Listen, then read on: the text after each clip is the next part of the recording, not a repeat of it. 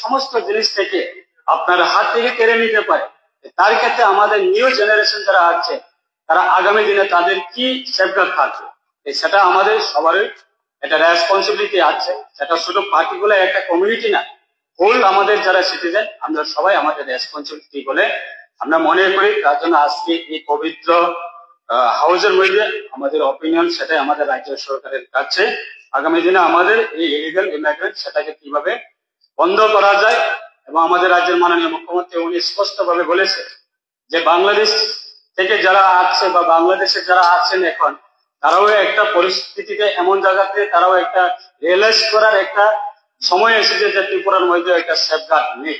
সেরকম পরিস্থিতি যদি বিগত সময়ে পড়তো আজকে এই প্রশ্নগুলি এই ডিসকাশন গুলি এই পবিত্র হাউসে আজকে এই ইস্যুগুলি আজকে ডিসকাশন হতো না। তাই আমাদের সেটা দুর্ভাগ্য যারা রাজনীতি করেন শুধু ভোট দেন ভোট পাওয়ার জন্য এবং শুধু বিধায়ক যে কোনো নির্বাচনে শুধু নির্বাচিত হওয়ার জন্য সেই মানসিকতা নিয়ে বিগত সময়ে কাজ করেছেন, সেটা আমাদের আজকে সেটা তার প্রতিফলন আমরা আজকে ভুগতে হয়েছি।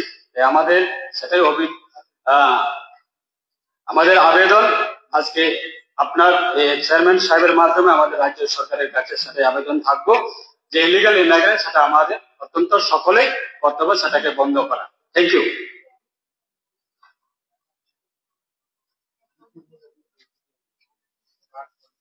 মাননীয় চেয়ারম্যান সাহেব, আজকে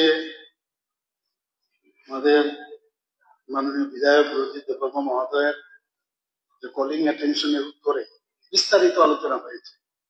আমাদের রাজ্য সরকারের কি স্ট্যান্ড ক্লিয়ারলি কিন্তু বলেছে, তারপরও অনেক কিছু প্রশ্ন আসছে। আমি সর্বপ্রথম ধন্যবাদ দেবো আমাদের মাননীয় মন্ত্রী, আমাদের বন দপ্তর এবং অন্যান্য দপ্তরের শ্রী উন্মেষ দেববর্মা মহোদয়। উনি কিন্তু স্পষ্টতার সাথে এবং কোন রকম মানে কোন জায়গার মধ্যে আমরা বলতে পারবো না যে কোন কনফিউশন আছে।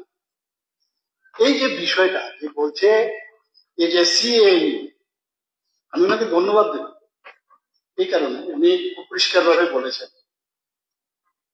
আমরা 6 শিডিউলের কথা যদি বলি সেখানে টোটাল যে এরিয়া 7,132.56 কিলোমিটার স্কোয়ার, অর্থাৎ এই ত্রিপুরা 68% হচ্ছে এডিসি এলাকা, 68% অফ দ্য স্টেট, অর্থাৎ নন এডিসি এলাকা হচ্ছে অনলি 32%।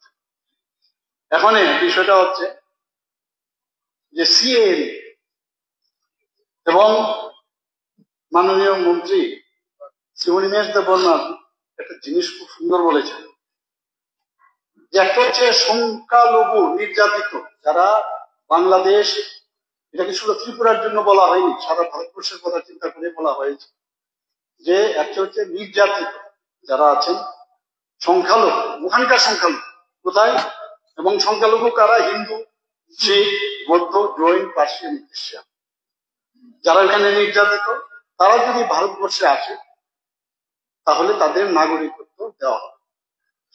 তারা কিন্তু ইলিগাল মাইগ্রেন্ট না, কিন্তু ইলিগাল মাইগ্রেন্ট আর যারা এই ধরনের নির্যাতিত সদস্যরা যারা আসবেন তাদের কিন্তু এই জিনিসটা আমাদের বুঝতে হবে। আমরা কিন্তু কনফিউজ এবং এখানে স্পষ্টতার সাথে আমার মনে আছে সিএএ নিয়ে যখন দিল্লিতে এই বিষয় নিয়ে চারিদিকে উত্তাল, অনেকে আছে কিছুটা বুঝে কিছুটা হাফ বুঝে, আবার এইরকম বুঝার কারণে বিভিন্ন জায়গায় বিভিন্ন আন্দোলনও সংঘটিত হয়েছে এবং সুপ্রিম কোর্ট সিএএ অ্যাক্টকে কিন্তু স্টে অর্ডার দেয়নি, সিএএ কিন্তু বলেনি না এটা পারো না, কিন্তু অনেকগুলো কিন্তু পিটিশন সেখানে পড়েছে এই নাগরিকত্বের বিষয় নিয়ে। সেটা এখনো কিন্তু প্রিজুডিস, কিন্তু আমি বলবো প্রিজুডিস, এখানে আমরা আলোচনা করতে গেলে কিন্তু 10 বার চিন্তা করতে হবে। 2 নম্বর হচ্ছে যে আমাদের যে এই বিষয়ে নাগরিকত্ব সংশোধনী আইন 2019-এ যেটা হয়েছে এবং সেটা কি 1955-এর যেটা সংশোধন করে, সেখানে কি বলা হয়েছে যে 31শে ডিসেম্বর 2014, এভরিবডি নোজ ইট, আমরাও ধরে নিয়েছিলাম যে 2014 31 ডিসেম্বর পর্যন্ত যারা নির্যাতিত সংখ্যালঘুরা আফগানিস্তান, পাকিস্তান এবং বাংলাদেশ থেকে আসবে তাদেরকে ভারতবর্ষের নাগরিকত্ব দেওয়া হবে। ঠিক আছে, চলছিল। এখন আবার সেদিন আমরা দেখলাম কবে যে 31শে ডিসেম্বর 2014 থেকে বাড়িয়ে 3রা সেপ্টেম্বর 2025 আবার কেন্দ্রীয় স্বরাষ্ট্রমন্ত্রী থেকে আরেকটা নোটিশ জারি করেছে কি যে সেটা এখন 31শে ডিসেম্বর 2000 থেকে বাড়িয়ে 31 ডিসেম্বর 2024 পর্যন্ত করে। যেটা বললেন আমাদের মাননীয় মন্ত্রী যে আমিও পারবো না, আপনারাও কেউ পারবো না, যদি দিল্লি থেকে ডিসিশন হয়। এটা একটা জিনিস, কিন্তু ইলিগাল মাইগ্রেন্ট আমাদের বুঝতে হবে। ইলিগাল মাইগ্রেন্ট যদি হয়, অ্যাকসেপ্ট এই সংখ্যালঘু যারা আছে তাদের বাদ দিয়ে ওখানকার সংখ্যালঘু তারা কিন্তু তাদের বিষয়ে চিন্তা ভাবনা করতে হবে। এটা হচ্ছে মুদ্রা, আমাদের এগুলো সেপারেট করে চিন্তা করতে হবে। আর কোনো অবস্থায় এখানে আমার মাননীয় মন্ত্রী শুক্লা চন্দ্রবাতিয়া বলেছেন যে আমারও মনে আছে সেখানে যখন প্রথম সিএ বিষয়ে আলোচনা হচ্ছিল, প্রায় হচ্ছিল, এখান থেকে কেসও হয়েছে, সেখানে বলা হয়েছে 6 শিডিউলে এটা অ্যাপ্লিকেবল, 6 শিডিউলে এটা অ্যাপ্লিকেবল হবে না। অর্থাৎ 68% যে জায়গা আছে আমাদের এই ত্রিপুরার যে এডিসি এলাকা সেটা এখানে লাগু হবে। যদিও আমরা সবাই জানি যে 6 শিডিউলেও কিন্তু যদি আমি বলি যে বাঙালিরাও কিন্তু এখানে থাকে, এমন না যে 6 শিডিউলে বাঙালিরা নেই। বাঙালিরা এখানে আছে বলে 3টা রিজার্ভ সিটও কিন্তু এখানে আছে, if I am not wrong. 3টা এডিসি যে আমাদের এখানে এমবিসি সেখান থেকে আসে। কাজে এগুলো নিয়ে কনফিউজ করার মধ্যে আমার মনে হয় আমাদের ক্লারিফিকেশন খুব প্রয়োজন। আমাদের যদি ভালোভাবে চলতে হয়, আমাদের মধ্যে নিজেরাই কনফিউশনের মধ্যে থাকে, সেটাকে কিন্তু আমাদের মেনে নিতে হবে। আমি মনে হয় এই বিষয়টা আমাদের আজকে ভালো হয়েছে যেন আলোচনাটা হওয়াতে, এবং আমি আশা করি বিষয়টাকে বাস্তবের সাথে মিলিয়ে আমাদের চলা উচিত। এটা আননেসারি একটা কনফিউশন না করে যেটা যা তাই শুনতে হবে, যেটা যা ভাবতে হবে, যাই করি না কেন এটা সংশোধন করার ক্ষমতা এই রাজ্যেরও নেই। দিল্লির সরকার মানে সেন্ট্রাল গভর্নমেন্ট সেটা ডিসিশন নিয়েছে, অনেক চিন্তা ভাবনা করে।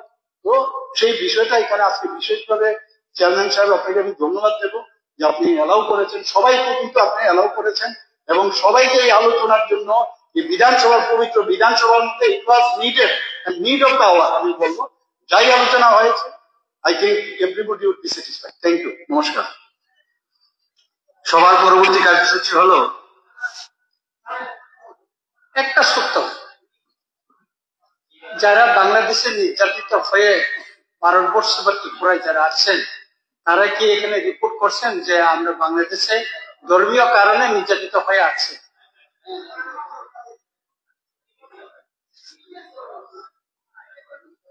দেখা যাবে, ডিসকাশন হবেই। রাত হয়ে গেছে, কিন্তু একটা বিষয় এর বাইরে জনস্বার্থে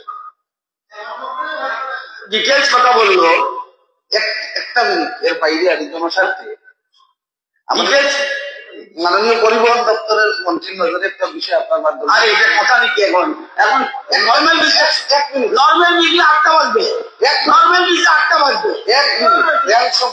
রেল সম্পর্কে আমাদের আগরতলা ধর্মনগর যে লোকেল ট্রেনটা ওই 5টা 55 মিনিটে যেটা ধর্মনগরে যায়, রাত্র 10:30টায় পৌঁছে, আর সকালবেলা ভোরবেলা যে ট্রেনটা 5টা 40 মিনিটে ছাড়ে। তো বিশেষ করে ধর্মনগর স্টেশন থেকে কদমতলা ব্লক এলাকার দূরত্ব 12 থেকে 17 কিলোমিটার। তো দীর্ঘদিন থেকে একটা দাবি উঠছে, ওই এলাকার মানুষ ভোরবেলা যখন ওই স্টেশনে আসেন, যাত্রীরা আসেন, চিরুয়ারও এলা করবেন, প্রত্যেক ঘন্টা আলাপ করবেন, নর্মাল গাড়ি ভাড়া যায়। ওই লাস্ট প্রতিষ্ঠা না হতে পারে না, এটা কি কথা? নর্মাল বিজনেস চলবে, পরবর্তীকালে তো সময় আছে, দেখা যাবে লাস্ট করা যায় সীমান্ত এলাকায়। মাননীয় পরিবহন দপ্তরের মন্ত্রীর নজরে বিষয়টা নিতে চাই, এটা করা যায়। আমাদের মাননীয় বিধায়ক জিজ্ঞেস করেছেন যারা নির্যাতিত হয়ে এসেছেন তাদের কত সংখ্যা আমাদের এখন পর্যন্ত এখানে ফর্ম ফিল আপ করে, ওইটা উত্তরটা 2 লাইনেই তো দেওয়া যায়, এটা 1 মিনিটও লাগবে না। একটা জিনিস বুঝি না, রাগ করেন না স্যার রাগের এখানে না, আমি কথা শুনি না। আরে এটা হলো কি কলিং অ্যাটেনশন। আমার মনে হয় এই হাউস যতদিনকে সৃষ্টি হয়েছে একটা কলিং অ্যাটেনশনে এত যদিও গুরুত্ব, প্রত্যেক কথা উত্তর দিবেন। আমি তো ডিটেলস রিপ্লাই কি বলবো আমি জানি না। তাহলে আপনাদের এই কথাটা তো ডিসকাশনের মাধ্যমে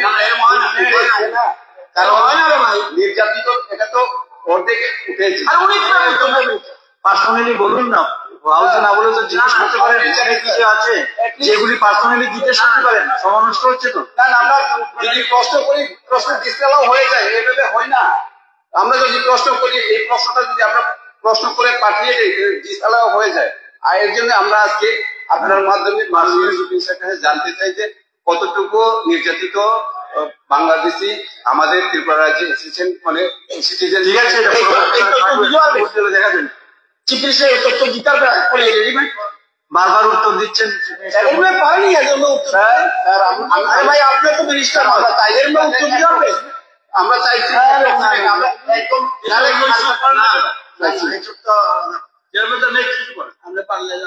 এটা যদি বলে দেন তাহলে আমরা খুব খুশি হব। কতজন নির্যাতিত আমাদের এটা অ্যাপ্লাই করেছে, অথবা ইমিডিয়েটলি যদি দিতে না পারেন আমাদের আমরা জিনিসটা অনেকগুলি জিনিস চলে এসেছে। উদ্দেশ্য হলো রাজ্যে অনুপ্রবেশ রুখতে রাজ্য সরকার কর্তৃক প্রয়োজনীয় পদক্ষেপ এবং উদ্যোগ নেওয়া সম্পর্কে এই বিষয়টা কিন্তু আমরা কিন্তু সিএ আনছি, এডিসি এনেছি, এসআইআর এটা এখন বলতে কতজন এসছে বলতে হবে, অ্যাপ্লাই করছে উনি বলতে পারবেন। আচ্ছা আমি জানি না। প্রশ্নটা হলো রাজ্য অনুপ্রবেশ রুখতে কি প্রয়োজনীয় পদক্ষেপ। স্যার সংখ্যায় না বললেও, সংখ্যায় না বললেও একটু মাননীয় সদস্য একটু রাখুন, আমি বলছি প্রশ্নটা কি ছিল। রাজ্যে অনুপ্রবেশ রুখতে রাজ্য সরকার কর্তৃক প্রয়োজনীয় পদক্ষেপ। পদক্ষেপ তো বারবার বলছেন আমাদের মাননীয় মুখ্যমন্ত্রী। পদক্ষেপ কি কি নেওয়া হয়েছে বারবার বলছেন।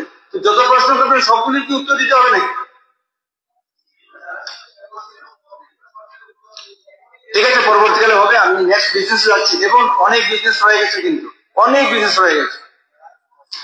সবার পরবর্তী কার্যসূচি হলো মাননীয় মন্ত্রী কর্তৃক পোস্টপোন্ড আনস্টার্ড কোয়েশ্চেনের উত্তরপত্র সবার টেবিলে পেশ করা।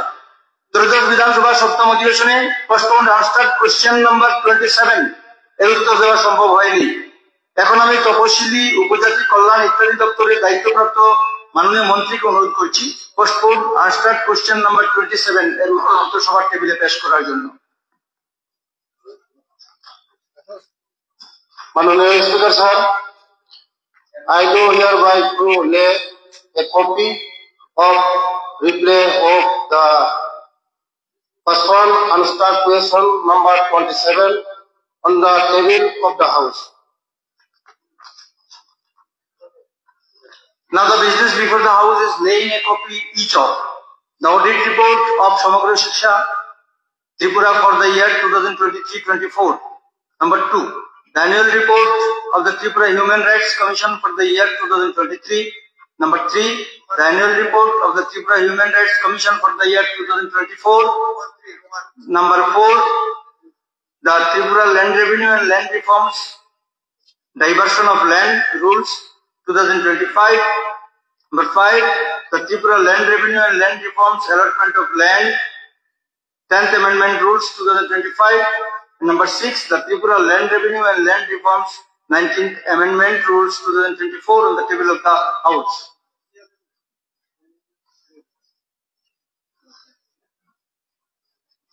Mr. Chairman, sir, I hereby give notice of my intention to lay a copy of the audit report of Samagra Shiksha Tripura 2023-24 as required under section or provisions of Rule 242 and 4 of General Financial Rules of JFR 2017 on the table of the House.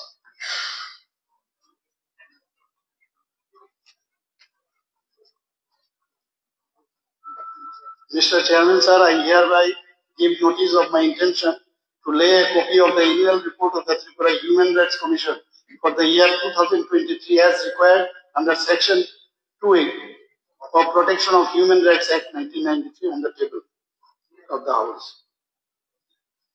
Mr. Chairman, sir, I hereby give notice of my intention to lay a copy of the annual report of the Tripura Human Rights Commission for the year 2024 as required under Section 28 of Protection of Human Rights Act 1993 on the table of the House.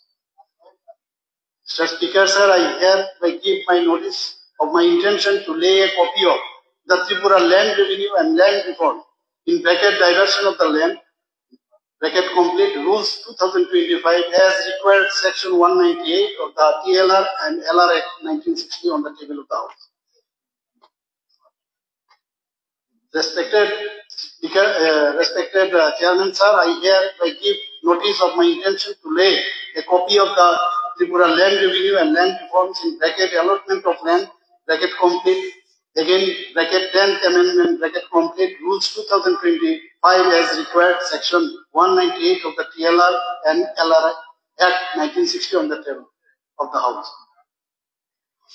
Respected Chairman, sir, I hereby give my notice of my intention to lay a copy of the Tripura Land Revenue and Land Reforms in bracket 19th amendment bracket complete rules 2024 as required Section 198 of the TLR and LR Act 1960 on the table of the House.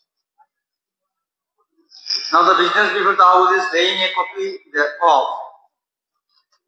the Tripura Legal Metrology Enforcement Amendment Rules 2024 on the table of the House. Honorable Chairman, sir, I hereby give notice of my intention to lay on the table of the Tripura Legislative Assembly the Tripura Legal Metrology Enforcement within bracket Amendment within bracket Rules 2024 as required under subsection 5 of Section 53 of Legal Metrology Act 2009. Now the business before the House is laying a copy each of: number 1, the annual report of Tripura Industrial Development Corporation Limited for the financial year 2022-23.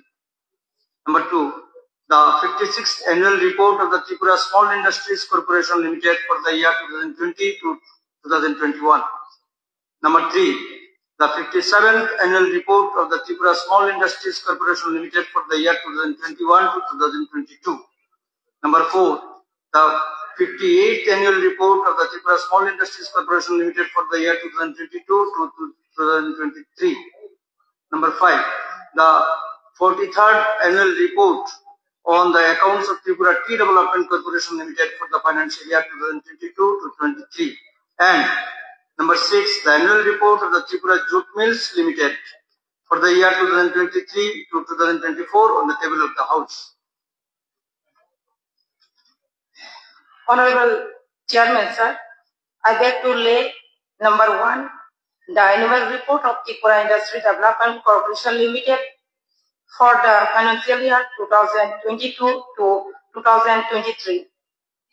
Number 2, the 56th annual report of the Tripura Small Industry Corporation Limited for the year 2020 to 2021. Number 3, the 57th annual report of the Tripura Small Industry Corporation Limited for the year 2021 to 2021.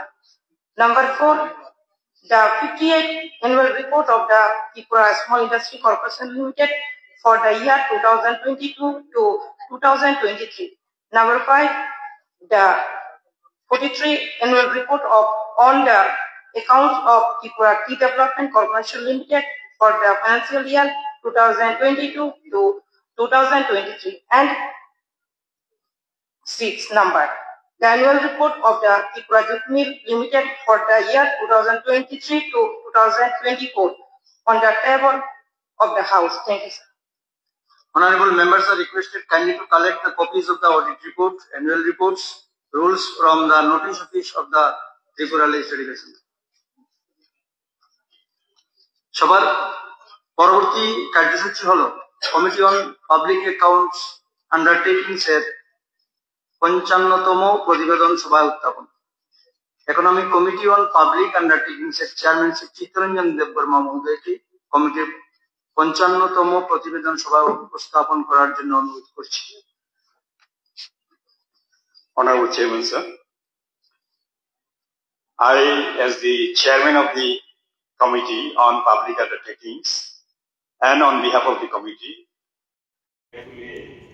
the 55th report of the committee's report on the Committee House. সভার পরবর্তী কার্যসূচি হলো committee on estimates এর 61তম প্রতিবেদন সভায় উপস্থাপন।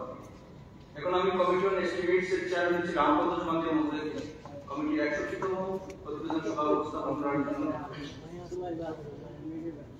Honorable Chairman, sir, I, the chairman of the Committee on Estimates, on behalf of the committee, beg to present the 61st report of the Committee on Estimates before the House.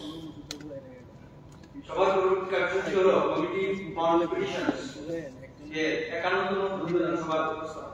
Economic committee on petitions এর chairman অভিষেক দেবরায় মহোদয়কে কমিটির 51তম প্রতিবেদন সভায় উপস্থাপন করার জন্য। I, the chairman of the Committee on Petition, on behalf of the committee, beg to present the 51st report of the Committee on Petitions before the House. সভার পরবর্তী কার্যসূচি হলো কমিটি অন এথিক্স এর প্রতিবেদন সভায় উপস্থাপন করা। ইকোনমিক কমিটি অন এথিক্স এর মাননীয় সদস্য শ্রী রামপদ চৌধুরী মহোদয়কে কমিটির প্রতিবেদন সভায় উপস্থাপন করার জন্য অনুরোধ করছি।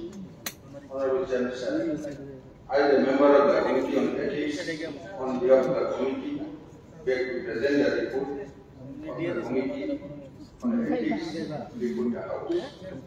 মাননীয় সদস্যগণ, আজকের সভায় উপস্থাপিত committee on public undertakings, committee on estimates, committee on petitions, committee on ethics এর প্রতিবেদনের প্রতিলিপিগুলি নোটিশ অফিস থেকে সংগ্রহ করে নেওয়ার জন্য আপনাদের জন্য অনুরোধ জানাই।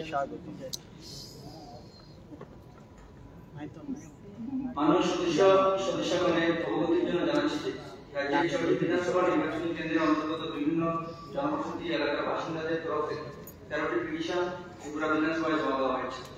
এই 13টি পিটিশনের বিষয়বস্তু সম্পর্কে সুপারিশ করেছেন কাঞ্চনপুর, কাকরাবন, মলচর, ঋষিমুখ, প্রতাপগড় এবং কৈলাসহর বিধানসভা নির্বাচনী কেন্দ্রের মাননীয় বিধায়ক সর্বশ্রী দিলীপ কুমার রিয়াং, জিতেন্দ্র মজুমদার, কিশোর বর্মন, অশোক চন্দ্র মিত্র, রামু দাস, বিশ্বজিৎ সিনহা মহোদয়গণ। এখন আমি বিধানসভার সচিব মহোদয়কে অনুরোধ করছি উল্লিখিত পিটিশনগুলি সম্পর্কে সবাই রিপোর্ট করার জন্য। Honorable Mr. Chairman, sir, under Rule 255 of the Rules of Procedure and Conduct of Business in Tripura District Assembly, I have reported in the House that current numbers of petitions signed by total inhabitants of areas under 60 Kanchanpur, 30 Katon Salgora, 21 Nalsar, 37 Nishimuk, 30 Pratapgarh, and 53 Equalation Assembly constituencies, duly brought by the honorable members of the respective areas, namely Sri Dilip Kumar Ria, Sri Jitendra Majumdar, Sri Kishu Barma, Honorable Minister, Sri Ashok Chandra Mitra, Sri Ramdas, and Sri Biojit Sinha for reconstruction of road, construction of accessibility, box culvert, community hall, metering and carpeting brick solid, CC code and installation of new electric transformers and cheap fuel, etc. Thank you. মাননীয় সদস্যগণ, ত্রিপুরা বিধানসভার কার্য পরিচালনা ও নিয়মাবলী ধারাগুলি উল্লিখিত পিটিশনগুলি বিবেচনা করে বিধিসম্মত পরবর্তী পদক্ষেপ নেওয়ার উদ্দেশ্যে ত্রিপুরা বিধানসভার পিটিশন কমিটির কাছে প্রেরণ করছি।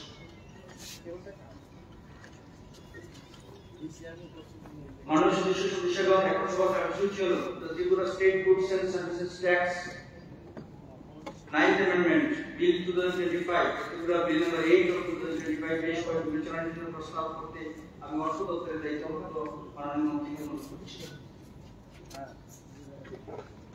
Chairman, sir, the Tripura State Goods and Services Tax in bracket type amendment Bill 2025, the bracket of Tripura Bill number 8 of 2025, be considered as a follows. এখন অর্থ দপ্তরের দায়িত্বপ্রাপ্ত মাননীয় মন্ত্রী কর্তৃক উত্তরিত প্রস্তাবটি ফুটিয়ে দিচ্ছি। প্রস্তাবটি হল Tripura state goods and services tax 9th Amendment Bill 2025 Tripura Bill number 8 of 2025 বিবেচনা করা হোক। যারা এই প্রস্তাবের পক্ষে আছেন না বলবেন, যারা এই প্রস্তাবের বিপক্ষে আছেন না বলবেন। যেহেতু না বলার কেউ নেই, তাই কমিটি সভাপতি সর্বসম্মতিক্রমে গৃহীত। যেহেতু একটা গুরুত্বপূর্ণ সিদ্ধান্ত মাননীয় অর্থমন্ত্রী এনেছেন, এখন এটা সারা দেশে খুব চর্চা হচ্ছে, পজিটিভ চর্চা। তো যেহেতু চর্চা হচ্ছে, এই হাউসে মাননীয় মুখ্যমন্ত্রী আমি অনুরোধ করব জিএসটি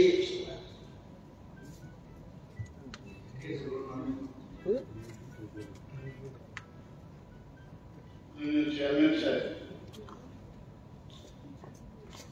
আমাদের মিনিস্টার বললেন জিএসটি নিয়ে কিছু বলার জন্য। এটাও বলেন যে সারা ভারতবর্ষের মধ্যে জিএসটি নিয়ে খুব আলোচনা হচ্ছে, জিএসটি রিফর্ম এখন আলোচনা হচ্ছে। তো আমি বিষয় আপনার মাধ্যমে সবাইকে অবগত করতে চাইছি যে আমরা জানি যে জিএসটি যে মডেল, সেটা কিন্তু মানে আগে তো বিভিন্ন জায়গায় বিভিন্ন যেসব সেন্ট্রাল ট্যাক্স, স্টেট ট্যাক্স, বিভিন্ন ট্যাক্স মাননীয় প্রধানমন্ত্রীর নেতৃত্বে আমাদের মাননীয় ইউনিয়ন মিনিস্টার সীতারামন জিএসটি কাউন্সিলের সাথে মিটিং করার পর যখন একটা 5 মেইন মডেল তৈরি করেছে, অর্থাৎ 5টা স্টেপ। আমরা সবাই জানি একটা হচ্ছে 0%, একটা হচ্ছে 5%, এরপর হচ্ছে 12%, একটা হচ্ছে 18%, আর একটা হচ্ছে 28% প্লাস সেস। কিন্তু আমরা পরবর্তী সময়ে দেখেছি তখন যখন জিএসটি হলো, এটা নিয়ে কিন্তু ব্যবসায়ী মহলে, ট্রেডার্স বা যারা গ্রাহক আছেন তাদের মধ্যে একটা কনফিউশন যে আমাদের যে গুডস যেটা, সেই গুডসটা কোন জায়গায় করবে, এটা বিরাট কনফিউশন। এবং এটা নিয়ে যখন সেন্ট্রাল গভর্নমেন্টের প্রচুর বারবার আমাদের ইউনিয়ন ফাইন্যান্স মিনিস্টার মহোদয় বারবার বলছেন যে আমরা প্রথম যেহেতু এত বছর স্বাধীনতার পরে যে একটা আমরা ইনডাইরেক্ট ট্যাক্স সেই ট্যাক্সটা আমরা লাভ করছি, যদি কোনো জায়গায় সমস্যা হয় আমরা এটাকে পরিবর্তন করতে, কিন্তু সেই বিষয়টাই এখানে আজকে আমরা দেখলাম যে কিছুদিন আগে আমাদের মাননীয় প্রধানমন্ত্রী 15 অগাস্টে লালকেল্লা থেকে উনি বলেছেন যে আমি আপনাদেরকে দিওয়ালি উপলক্ষে একটা গিফট দেব, নিশ্চয়ই আপনারা সবাই শুনেছেন। এবং জিএসটি সম্পর্কে এরকম একটা গিফট দেবেন আমরা কিন্তু ভাবতে পারি। এবং আমি অত্যন্ত খুশি যে আমাদের যে মাননীয় যে আমাদের ফিনান্স মিনিস্টার জিএসটি কাউন্সিলের মিটিং এ উনিও সেখানে গিয়েছিলেন, 56th মিটিং অফ জিএসটি। সেখানে এই ডিসিশন হল এবং কি বলেন যে নেক্সট জেনারেশন জিএসটি, অর্থাৎ এতগুলো স্ল্যাব সেটাকে মেইনলি 2 স্ল্যাব, সেই 2 স্ল্যাব মানে কি, অর্থাৎ 5% and 18%, আর হচ্ছে 40% বাড়িয়ে দিয়েছে। এবং 40% যেটা এগুলো সিন গুডস বা লাক্সারি গুডস তাদের জন্য। এতে করে একটা বিরাট ক্রান্তিকারী আমি বলবো মাননীয় প্রধানমন্ত্রীর নেতৃত্বে আমাদের মাননীয় ফিনান্স মিনিস্টার যেভাবে এটা ঘোষণা করেছেন। আমি এখানে যারা বিধানসভা, ত্রিপুরা বিধানসভার পক্ষ থেকে এবং ত্রিপুরাবাসীর পক্ষ থেকে আমি মাননীয় প্রধানমন্ত্রীকে আমি ধন্যবাদ দিতে চাই। এবং এটা সব মানুষের জন্য এটা খুব লাভজনক এই ব্যবস্থাটা উনি করেছেন, কমন ম্যান যারা আছেন। এবং এতে করে ইজ অফ ডুইং বিজনেস আমরা বলি, এতে করে সবার জন্য এখানে ইজ অফ ডুইং এর বিষয় দাঁড়িয়েছে, খুব ইজি হয়ে গেছে, including small trades and businessman. এবং আমাদের এই এটা লাগু হয়েছে 22 তারিখ থেকে, মানে গতকাল থেকে লাগু হয়েছে। মাননীয় প্রধানমন্ত্রীকে আমি ধন্যবাদ দেব যে উনি গতকালই আমাদের ত্রিপুরা সুন্দরী মন্দিরে পুজো দিতে এসেছিলেন এবং আমাদের জন্য এটা অত্যন্ত গৌরবের বিষয়। আমরা সবাই জানি যে এই 22 তারিখে কিন্তু দিয়েছিলাম, তো কাকতালীয় বিষয়। কিন্তু আমার মনে আছে যখন পুজো দিয়ে উনি এসে জিজ্ঞেস করছিলেন যে জিএসটি को लेके क्या तो क्या कर, তো আমাদের তো পার্টির কিছু কার্যক্রম আছে, আমাদের সেই কার্যক্রম অনুসারে আমাদের সরকারের তরফ থেকে আমরা কিছু কার্যক্রম দিয়েছি যে সাধারণ মানুষের কাছে আমরা সাধারণ মানুষের কাছে গিয়ে আমরা জিজ্ঞেস করি যে আপনারা, কারণ এটা তো আমরা ধরে নিই অনেক সময় যে আমি করে দিয়েছি, কিন্তু যারা বেনিফিশিয়ারি বা বেনিফিট পাচ্ছে বেনিফিট সব মানুষ কিন্তু বেনিফিট পাচ্ছে। তো আমরা বললাম আজকে তো আমাদের মানে প্রায় জায়গায় অনেকে গেছেন, কিন্তু আগামীকাল থেকে আমরা এটাকে পুরোদমে আমরা করবো। এবং এই যে গুডস এন্ড সার্ভিস ট্যাক্স সেটা করার সুবাদে এই যে স্টেপ আমি তো 5 স্টেপ আমি বললাম, তাতে করে অনেক সুবিধা হয়ে গেছে। আমি আপনাকে আপনার মাধ্যমে আমি অবগত করতে চাই সবাই, মাননীয় প্রধানমন্ত্রী কত রকমের কথা আমাদের বলেন এবং যা বলেন তাই বলেন। কি বলছেন? One nation one indirect tax, সেটা কিন্তু আজকে আমরা দেখতে পাচ্ছি। এর সুযোগ সুবিধা কিন্তু আমরা পাচ্ছি, যে কোন জায়গায় যাবো একই এই ইনডাইরেক্ট ট্যাক্স সেটা হবে, জিএসটি একই ব্যবস্থা হবে। তাতে করে আমরা দেখলাম যে common man, farmers, MSME, women, youth এবং মিডল ক্লাস ফ্যামিলি তারা কিন্তু এই সুবিধা পাবে। তাতে করে আমাদের দেশের যে ইকোনমিক্যাল যে স্ট্যান্ডিং সেটা কিন্তু আরো বেশি মজবুত হবে, এটা নিশ্চিত। এবং আমরা দেখলাম যে মাননীয় প্রধানমন্ত্রী যে নেতৃত্বে যে 11 বছর আমাদের দেশ চলছে, এই 11 বছরে আমরা দেখতে পেয়েছি স্টেবিলি যেভাবে ন্যাশনালাইজেশন এবং ডিজিটালাইজেশন মাধ্যমে আজকে আমাদের দেশের অর্থনৈতিক যে উত্থান ভারতবর্ষের হয়েছে, যেখানে 11 পজিশন ছিল সারা পৃথিবীর মধ্যে, সেই জায়গায় আছে 4 পজিশনে চলে এসেছে। আগামী দিন মাননীয় প্রধানমন্ত্রী বলছেন যে আমাদের যে বিকশিত ভারত 2047 উনি টার্গেট দিয়েছেন যে 30+ ট্রিলিয়ন মার্কিন ডলার সেটা আমাদের করতে হবে। আমরা সেই প্রতিটা রাজ্য যদি না হয়, স্ট্রেংথেনিং না হয়, তাহলে দেশ পক্ষে তো সম্ভব না। তো সেই জায়গার মধ্যে আমরাও কিন্তু ত্রিপুরা থেকেও আমরা এই বিকশিত ত্রিপুরা 2047 আমাদের ক্যাবিনেটে আমরা পাস করেছি। এবং এই যে টার্গেট দিয়েছে, আমি একটা বই আমি পড়ছিলাম সেখানে বিকশিত ভারত সম্পর্কে, এটা কিন্তু কথা যে এলপিজি দিয়েছে, সে এলপিজি বলছে যে এই যে 30+ যে ট্রিলিয়ন মার্কিন ডলার সেটা কিন্তু মুখে না, এমনও হতে পারে একটা বেশি হয়ে যাবে। এলপিজি বলছে সম্ভব।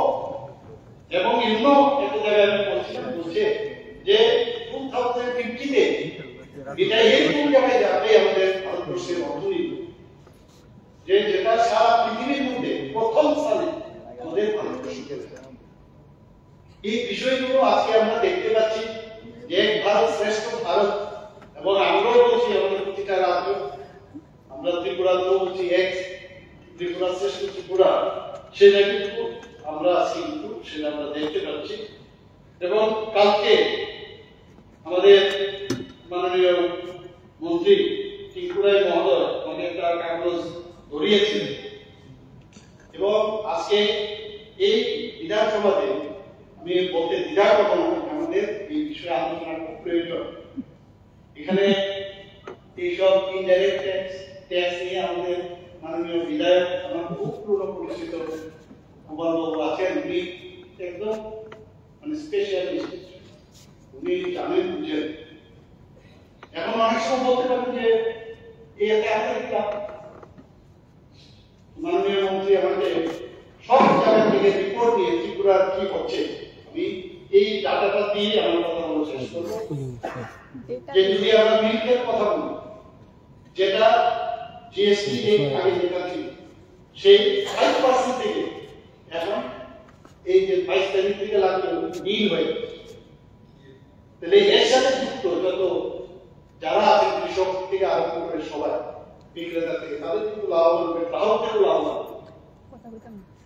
মিনারেল ওয়াটার আমরা সবাই খাই, মিনারেল 12-18% ছিল, সেখানে এটা কোথায় গিয়ে দাঁড়ালো 5%। এই যে আমাদের রিফর্ম পারফর্ম, প্রধানমন্ত্রী বারবার কথাটা বলেন রিফর্ম এন্ড পারফর্ম, সেই পারফরমেন্সের মাধ্যমে 12% থেকে 18% হয়ে আগরবাতি আমাদের বিলির বিষয় থেকে উঠলে পুজো দেওয়ার সময় আমরা এটা দিয়ে তারপরে বেরোতে হবে। 18% ছিল, সেখান থেকে এটা 5% ছিল। আমাদের এয়ারওয়ে মাথায় যে তেল দিয়ে যাই না এখন তেল দেন কিনা, তো যাই হোক বেঁচে গেলে তো এয়ারওয়ে 18% থেকে 5% করে এই লাভ থেকে আপনি কিন্তু মিস করবেন। টুথপেস্ট আপনি তো জানেন সবাই ইউজ করতে হয়, 18% সেই 18% থেকে সেটা হয়ে গেল কত 5%। আমাদের যে নমকিন এবং অন্যান্য যেসব যে বিষয় আছে এখানে নমকিন দ্বারা এই ধরনের যে দ্রব্যগুলো আছে সেইগুলো ছিল 12% থেকে 18%, সেইগুলো কি হয়েছে 5% চলে এসেছে। আমাদের সোপ আমরা সাবান ব্যবহার করি, সাবানের 18% ছিল, সেটা 5% চলে এসেছে।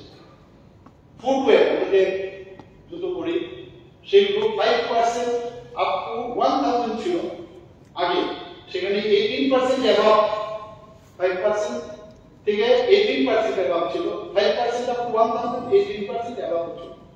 সেই জায়গায় আসলে 5% আপ টু 2500 এর জুতো যদি হয় কমে গেল, আর তার উপরে যদি হয় তাহলে 18% অ্যাবাভ হবে। এলপিজি স্টোভ 18% থেকে 5%, স্কুল ব্যাগ আমাদের ছেলে মেয়েদের খুব প্রয়োজন 12% থেকে 5% আর নীলও হতো। আমাদের যে কোকোনাট ডিসি কোটেড কোকোনাট সেটা যেটা আছে একই হয়ে 5%।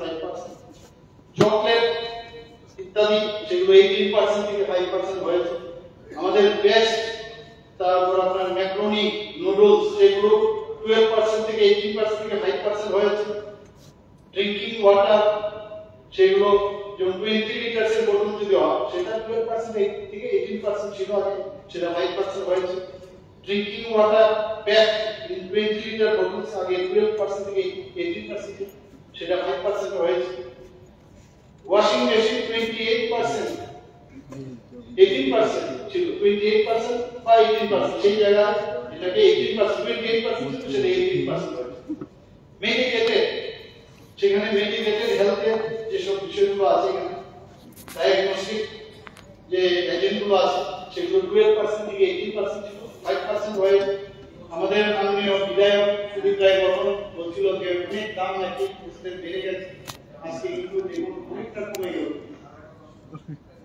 আয়ুর্বেদিক, ইউনানি, সিদ্ধা, মেডিসিন, আদার সেটা 5% থেকে 12% ছিল, আজকে এটা 5% বা নীল হয়ে গেছে। স্যানিটারি ন্যাপকিনস সেটা 12% থেকে 18% ছিল, এখন 5% হয়েছে। আমাদের অন্যান্য যেসব এগ্রিকালচারের যে সরঞ্জাম আছে সেখানে ট্রাক্টর থেকে আরম্ভ করে ইত্যাদি 18% থেকে 28%, এটা 5% হয়েছে। আমি মাননীয় এগ্রিকালচার মিনিস্টারকে আমি একটা খুশির বার্তা আমি দিলাম যে এখন থেকে আরো এগ্রি যে আমাদের অনেক বাড়বে ট্রাক্টর বা মানুষ কৃষি থেকে আরো দিচ্ছে। এখানে ওয়েজিং মেশিনারি যেগুলো আছে এবং আদার ইলেকট্রিক্যাল মেশিন সেগুলো 18% ছিল আগে, এখন 5% হয়েছে। ফার্টিলাইজার 5% থেকে 12% ছিল, সেটা এখন 5% হয়ে গেছে।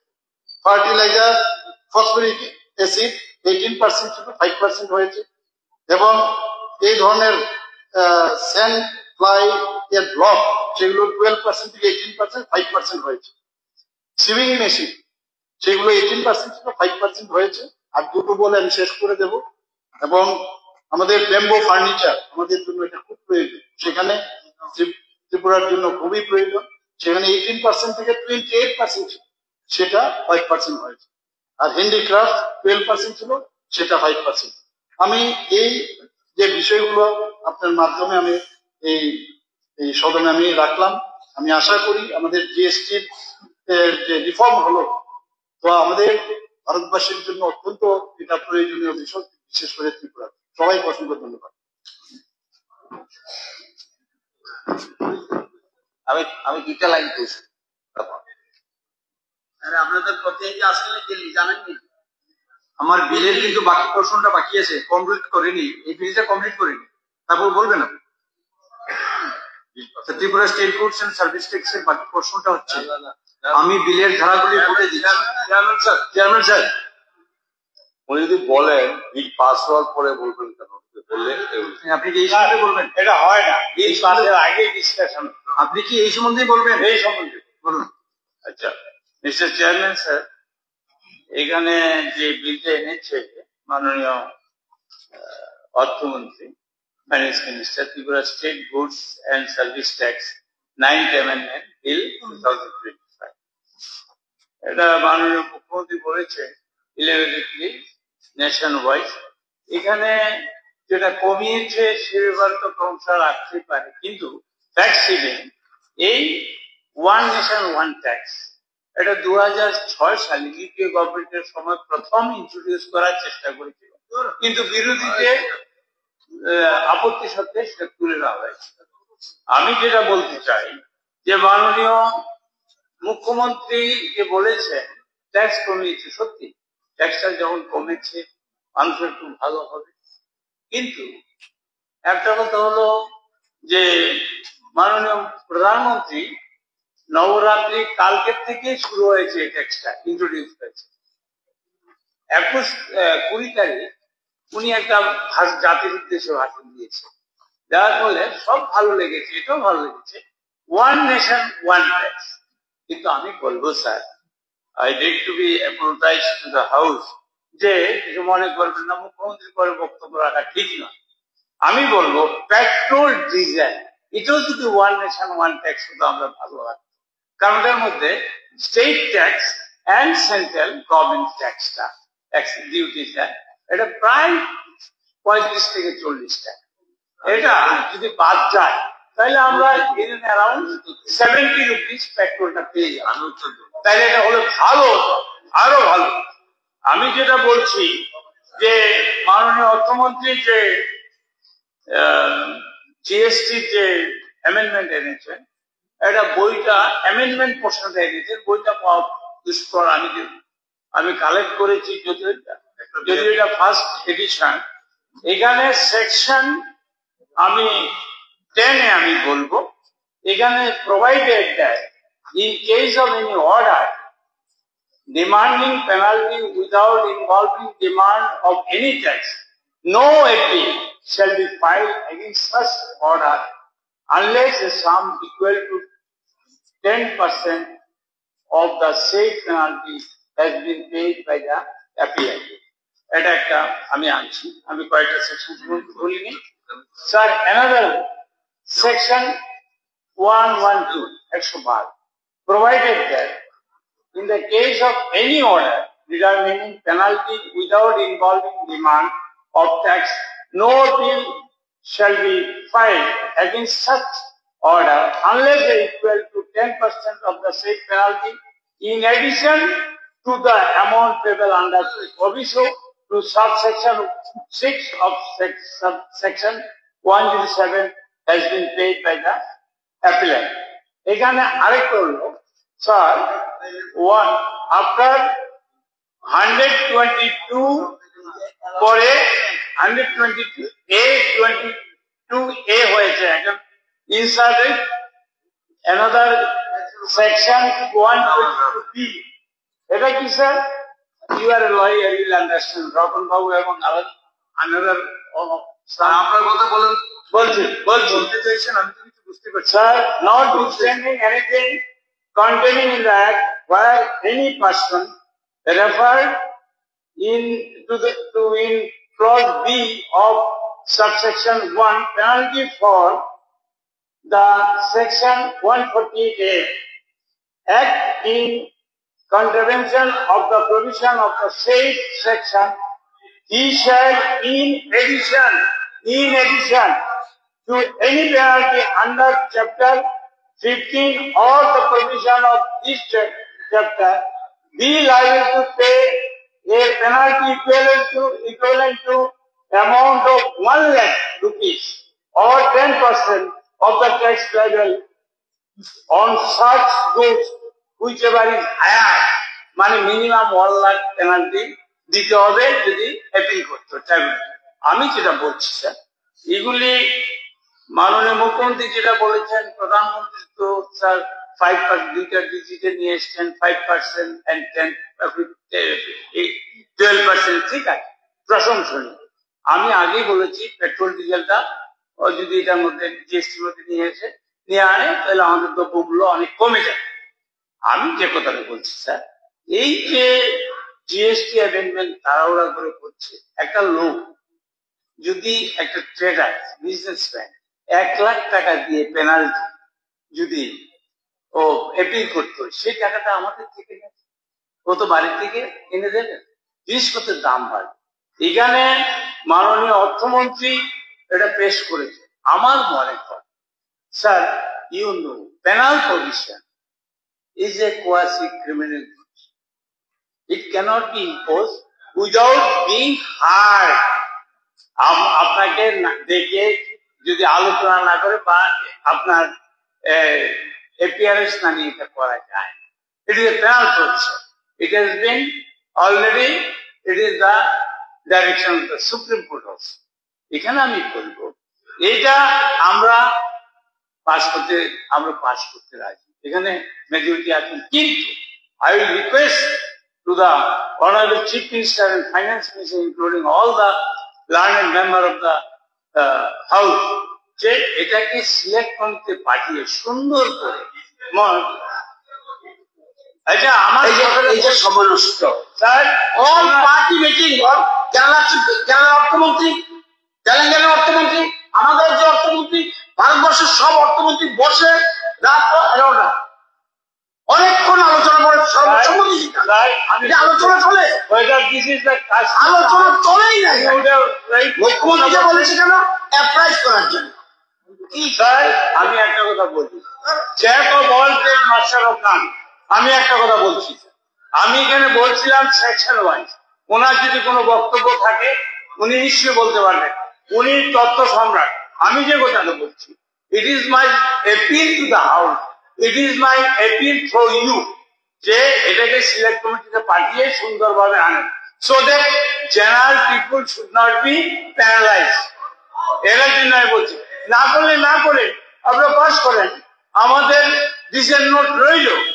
এখন কথা হলো স্যার, এটা প্রথম কথা হলো বাজারে স্যার এটা 9th অ্যামেন্ডমেন্ট, তার আগে 8th অ্যামেন্ডমেন্ট হয়েছে।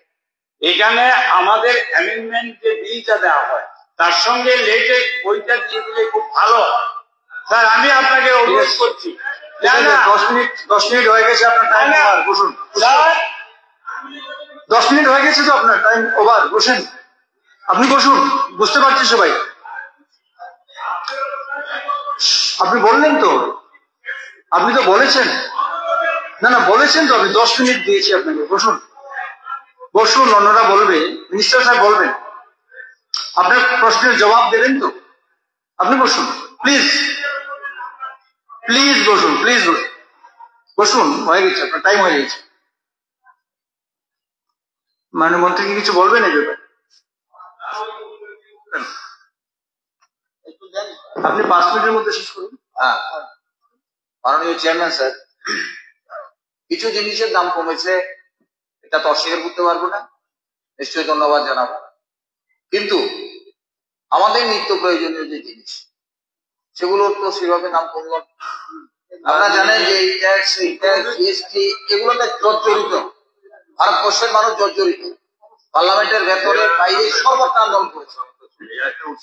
নোয়াখালী ভাষায় যদি একটা বলি যে মানুষের শেষিয়াল আছে, নোয়াখালী ভাষায় একটা কথা আছে যে মানুষের শেষিয়াল আছে। একটা সরকার কি ধরনের, আপনি সরষের তেল, ওই তার উপরে তো জিএসটি, ঔষধ, 5 টাকার ট্যাবলেট এখন 20 টাকা। এক একটা জীবনদায়ী ওষুধ কি পরিমাণে দাম বেড়েছে চিন্তা করা যায় না। মানুষের ক্রয় ক্ষমতার বাইরে। আজকে সেখানে তো জিএসটি নেই।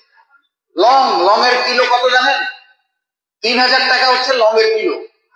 ভারতবর্ষের মানুষ ন্যাপকিনের কথা বলেছেন, চকলেটের কথা বলেছেন। আমার একটাই ভালো লেগেছে, সেটা হচ্ছে ফার্টিলাইজারের দাম কমেছে, কৃষকরা উপকৃত। আর তো সাধারণ মানুষের কি উপকারে আসবে? কিন্তু ভোজ্য তেল, দানা শস্য, তারপরে পেট্রোল, তারপরে স্যার একটু কমে। Sir point of clarification sir, হোটেলে যে একটু খাইতে পয়েন্ট অফ ক্লারিফিকেশন স্যার, হোটেলে খাইতে গেলে আমি বলছি আপনি একটু বলতে দিলেন আমি 1 মিনিট হোটেলে যে একটু শান্তিতে খাইতে যাবো মাননীয় চেয়ারম্যান সাহেব, 100 টাকা। মাননীয় চেয়ারম্যান সাহেব, মাননীয় চেয়ারম্যান সাহেব, আমাদের বক্তব্য হচ্ছে যদি জিএসটি যে করেছে, যদি রাজ্যের আপামর মানুষের যদি কোনো উপকার হয়ে থাকে তাহলে সেটা কি সমর্থন করছে না করছে না? সংসদে ভূমিকা করছে কিনা বলে দিতে বলুন। কথা বলে লাভ নেই। আমার একটা কথা, এটা হচ্ছে উনি যে বলছেন চিকিৎসা মেডিসিনের ব্যাপারে যে রেটটা উনি বলছেন যে মানুষ ক্রয় করতে পারছেন না। আমি বলছি তো আপনি শুনুন না। আরে মাননীয় সদস্য শুনুন না, আপনি শুনুন না। নরেন্দ্র মোদীজি যশস্বী আপনি বলবেন দেশের মানুষের কথা মাথায় রেখে এবার আমাদেরকে সারা ভারতবাসীকে আপনাকেও একটা উপহার দিয়েছেন। কি আপনি বলছেন ওষুধের দাম অনেক বেড়ে গিয়েছিল যার কারণে মানুষ কিনতে পারছিল না। এখানে দেখুন 12 থেকে 18% ছিল, কত করেছেন 5%। এরপর আয়ুর্বেদিক এবং হোমিওপ্যাথি মেডিসিনের ক্ষেত্রে নীল, কোনো জিএসটি লাগবে না, কোনো মানে পার্সেন্টেজ লাগবে না, বুঝলেন?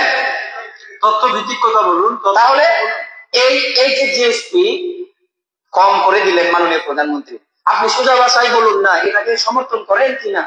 যে কম দাম হলো, জিনিসের দাম যে কমলো, এটাকে আপনি সমর্থন করতে পারেন কিনা বলুন। জনগণের যে লাভ হবে এটা সমর্থন করেন কিনা এটা বলুন।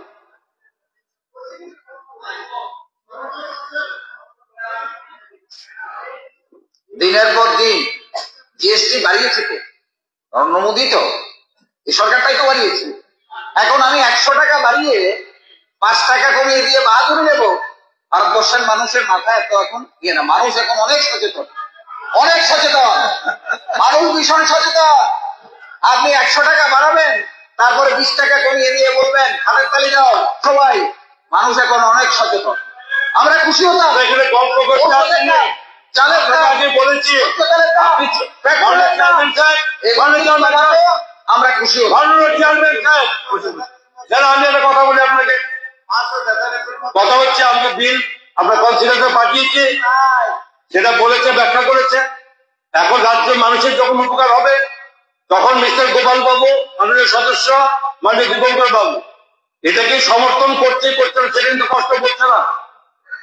আমার বক্তব্য এবার বলি, শোন এক মিনিট। এখন প্রশ্ন হচ্ছে গত 3রা সেপ্টেম্বর এই দেশের সমস্ত রাজ্যের অর্থমন্ত্রী উপস্থিত ছিলেন। আমার দুঃখের বিষয় এখানে বলতে হচ্ছে আজকে, কারণ জিএসটি পাস করতে, এই বিল আজকে এখানে পাস করতে হয় নিয়ম অনুযায়ী। তো এখানে আমরা এগুলা দিয়েছি, সাবমিট করেছি। আলোচনা অবশ্যই রাখবেন, আলোচনা রেখেছেন মাননীয় সদস্য গোপাল বাবু রেখেছেন, দীপক বাবু রেখেছেন।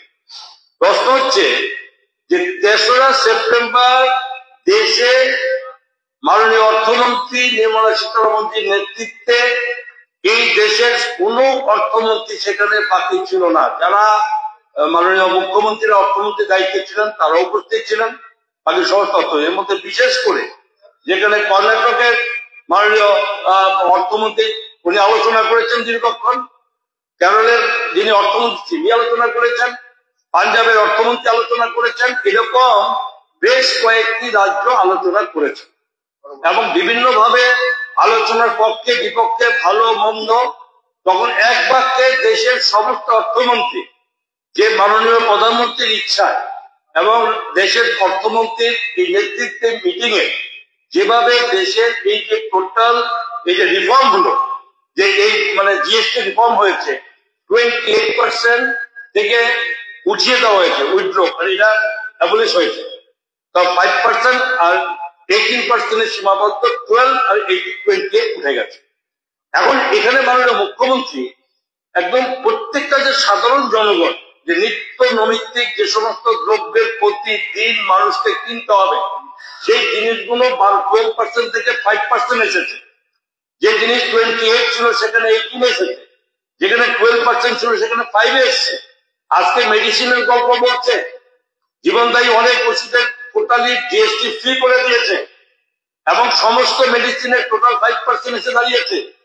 দেশের 60% 62% মানুষ এগ্রিকালচারের সঙ্গে যুক্ত এবং তাদের ক্ষেত্রে সেখানে সমস্ত 12% এবার সমস্ত কিছু কমিয়ে 5% নিয়ে এসছে, 28% সেখানে অন্যান্য চলে এসছে 18%।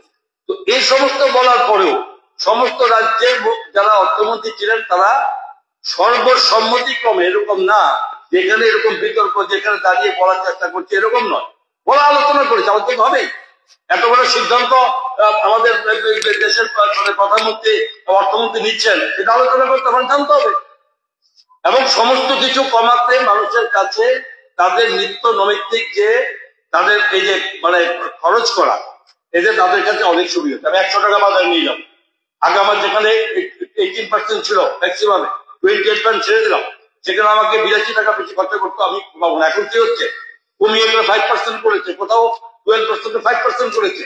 তো আমি কতটা, মাত্র 5% টাকা বাদ দিলে আমি টাকাটা খরচ করতে পারবো। তো এই যে জিনিসগুলো, এটা সারা রাজ্যের আমাদের রাজ্যের মানুষ এই জিএসটির কারণে আজকে মানুষের যথেষ্ট সুবিধা পাচ্ছে। এখানে কোন রকম বিতর্কিত বক্তব্য না রেখে সেখানে সমর্থন করাই সকল একটা যথেষ্ট ভাবে জনপ্রতিনিধির দায়িত্ব এবং সেটা করলে পরে মানুষ খুশি হবে। আজকে সব মানুষ শুনছে যে জিএসটি নিয়ে যখন ভারতের প্রধানমন্ত্রী নরেন্দ্র মোদীজির সিদ্ধান্ত আছে, আমরা এখানে বিধানসভায় আমরা পাস করবার যে দিচ্ছি, সেখানে বাকি বিতর্ক তুলছে। কেউ বলছে ওষুধের দাম 3-5 টাকা। আরে আমরা আজকে 23শে সেপ্টেম্বর কথা বলছি, এখানে 23শে সেপ্টেম্বরে কথা বলছি। 22শে সেপ্টেম্বর মাননীয় প্রধানমন্ত্রী ঘোষণাই করে দিলেন, শুরু হয়ে গেছে, যে এখানে সমস্ত গেছে। আজকে 23 তারিখে বসে আমরা বলবো আরো ওই 6 মাস 1 বছরের কথা, এতে রাজ্যের মানুষের পেট ভরবে না। মানুষের বোকা বানানোর যে চক্র চলছে সারা জীবন ধরে, ওইগুলো অভ্যাসটা থাকতে পারেনি, তাই জন্য এবার বলছে। নাম্বার 1, যেখানে যেখানে মাননীয় সদস্য গোপাল বাবু বলেছেন সব খুঁজে উনি পেয়েছেন ভালো জায়গা, কি পেয়েছেন? 10ই পেয়েছেন। আমি বলে দিই, জরিমানা আগে কি ছিল আমি সংক্ষিপ্ত, আমি আপনাদের ডিটেল করতে পারবো। সেখানে আগে জরিমানা ছিল কিসে? আগে জরিমানা ছিল যে ট্যাক্স, কথাটা আমি ক্লিয়ার করি, ট্যাক্স প্লাস পেনাল্টির উপরে, ট্যাক্স প্লাস পেনাল্টির উপরে 10% সেখানে আপনাকে এই সেখানে দিতে হতো ট্যাক্সটা। আর এখন কি করেছে, শুধুমাত্র পেনাল্টির উপর 10% থাকবে, ট্যাক্সের উপর থাকবে না। আরে ওই বিশেষজ্ঞের মত দিচ্ছে না তো। আমি আপনাকে বলি, আপনাকে আপনি বলুন ভালো করে, আগে ট্যাক্স প্লাস পেনাল্টির উপরে 10% ছিল, এখন শুধুমাত্র পেনাল্টির উপরে 10% থাকবে। একটা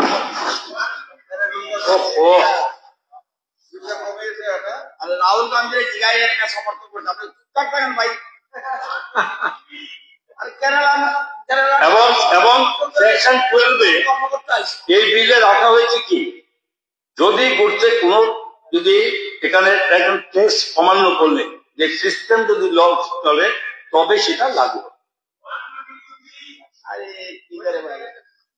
আমি হ্যাঁ, এবং এই হচ্ছে আপনার যেটা দুটো উঠেছেন এটা। আর রাজ্যের আরে আপনি বলবেন আপনি কি বলছেন, আমি আমারটা আপনি বলেছেন সেই মতো দিচ্ছি আপনাকে। আপনি যদি তা তো সন্তুষ্ট না হন, আপনাকে দিল্লি পাঠাতে হবে।